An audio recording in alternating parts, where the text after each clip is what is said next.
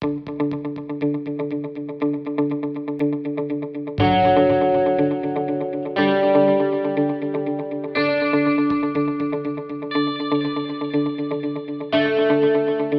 a university context, it's all about the students and the staff and how they work together, but it's also starting to be more and more about how we as a university and our role in the broader landscape and the broader sector space starts to work. We're very new in this world of research, translation and commercialisation. We're also starting much more to explore how we can actually start to connect real businesses with university experts and start to explore research and development possibilities.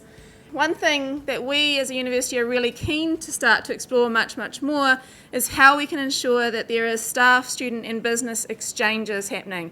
So it's not just about students going and doing internships in a business, but it's also about businesses coming and essentially doing internships in research laboratories in a university, so that we actually start to get that two-way connection and representation and understanding. Justin and his PhD student Omar started working with Ken and his PhD student Shilin, and they started working in the space of aptamers and exploring how maybe aptamers can start to be used for sensor technologies.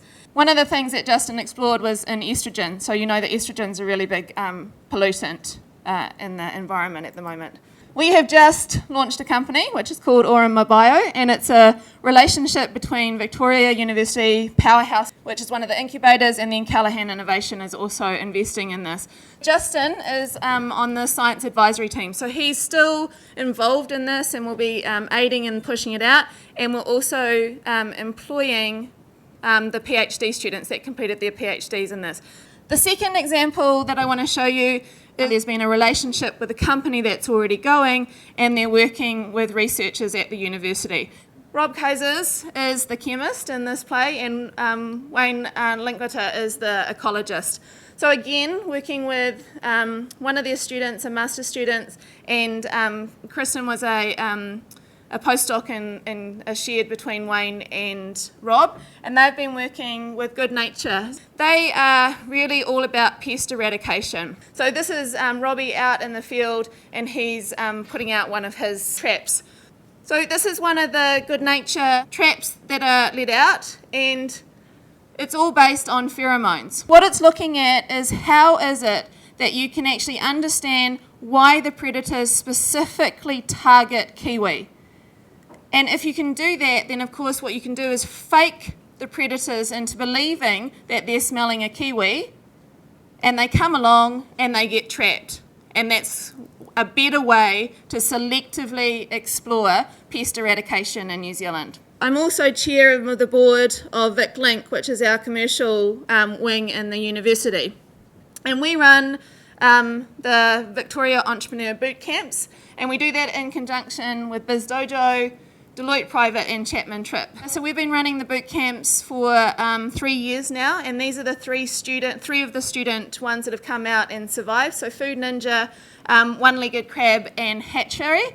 And so these are student-led startup companies in the tech space. We support them over the summer. We work in conjunction with a whole range of different mentors and incubator systems within the Wellington region, and we support them post the boot camp if they've successfully moved into a real company.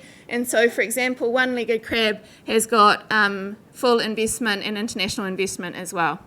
This is one of the people who have driven the world economy quite substantially. He was asked this question about whether or not you can teach innovation to students and how would you make students more innovative. We've got to challenge how we as universities do things, including how we educate our students, and including how we support, incentivise and reward our academic researchers so that they start to explore how to do things differently. One of the major things that we have to learn to do is understand how we unlock things that are happening in the university sector and allow them to move into an actual commercial space, but equally we have to start to understand and learn what's happening in an industry space, unlock that to be able to translate it back into the universities to transform how the universities do research as well. So that means that we've got to start being much more prospective about research translation and commercialisation rather than retrospectively. It's actually thinking about how you do your research